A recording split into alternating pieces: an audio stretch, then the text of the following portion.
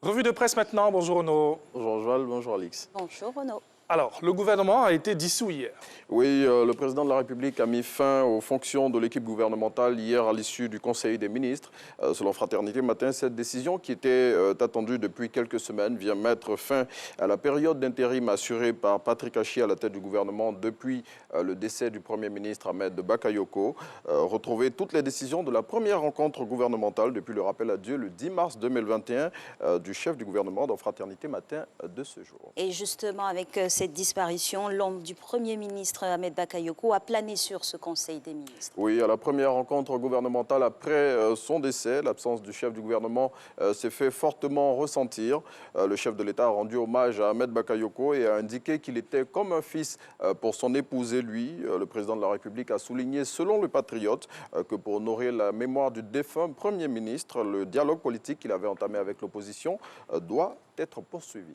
Et après la dissolution du gouvernement hier, le président de la République donne des indices sur la composition de la nouvelle équipe gouvernementale. Oui, à l'instar de tous les titres de la presse nationale de ce jour, le matin en parle. Et selon le confrère, c'est un gouvernement générationnel que souhaite avoir le président de la République. Ainsi, à en croire le quotidien, plusieurs ministres de l'ancienne équipe ne devraient pas être reconduits dans leurs fonctions. Et toujours selon le quotidien, un nouveau Premier ministre sera nommé dans les prochains jours et le nombre des membres du nouveau gouvernement sera réduit.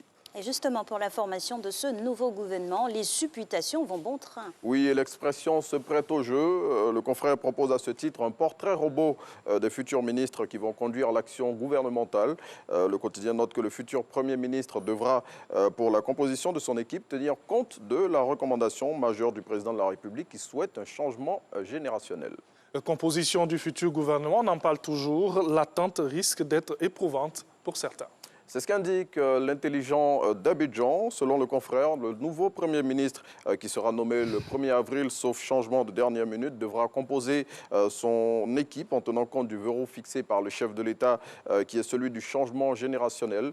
Ainsi, à en croire le confrère, certains membres de l'ancien gouvernement qui étaient en poste depuis plusieurs années, pour certains, sont dans l'angoisse d'une non-reconduction dans leurs fonctions.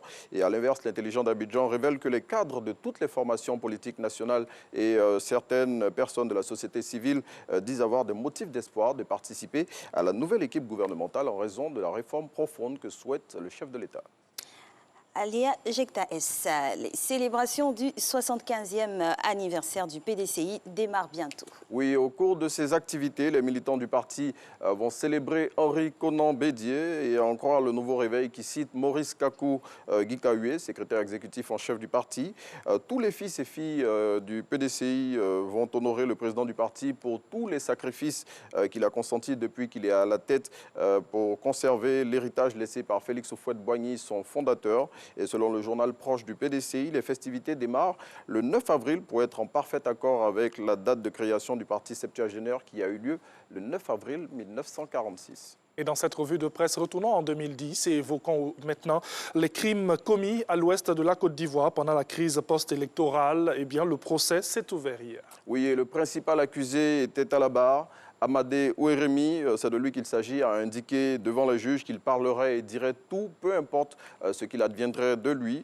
L'ex-seigneur de guerre a indiqué que dans cette affaire, il était un bouc émissaire. Plus de précisions dans Soir Info. Alors, la fête des Rameaux et le chemin de croix 2021, il n'y aura pas de procession pour ces deux célébrations cette année. Oui, c'est ce qu'indique l'Inter pour la première audience de... Bon, on parle plutôt du procès d'Amadé Oueremi pour lequel il y a une suite. On tire encore, il n'y a pas de souci. Ok, avant de passer à la fête des Rameaux, si vous le permettez, pour la première audience de ce procès qui risque d'être un feuilleton à rebondissement et que l'Inter a surnommé à juste titre le Oueremi Gate Acte 1, c'est plus de 20 chefs d'accusation qui ont été retenus contre l'accusé. Et selon le confrère, à cette première audience, l'ex-chef de guerre qui a régné en maître absolu pendant des années sur la forêt classée du Mont Péco qui couvre une superficie de 34 000 hectares entre les préfectures de Bangolo et Duékoué a nié tout en bloc et il indique qu'il fera de graves révélations. Et on en vient maintenant à la fête des Rameaux? Oui. Allons-y. On y va. Et donc, pour cette fête des Rameaux, il n'y aura pas de procession pour le chemin de croix et la célébration des Rameaux. Et cette décision a été arrêtée par l'Église catholique de Côte d'Ivoire en raison plutôt de la pandémie de coronavirus. Et selon l'archevêque d'Abidjan, cette décision a été prise pour être en accord parfait avec le gouvernement ivoirien qui recommande d'éviter les rassemblements massifs de personnes en cette période où le pic de contamination a atteint un niveau inquiétant. Et voilà qui est clair, hein, tout ceci est fait pour préserver la santé des uns et des autres. Merci infiniment, Renaud. Merci, Alex. On se revoit demain.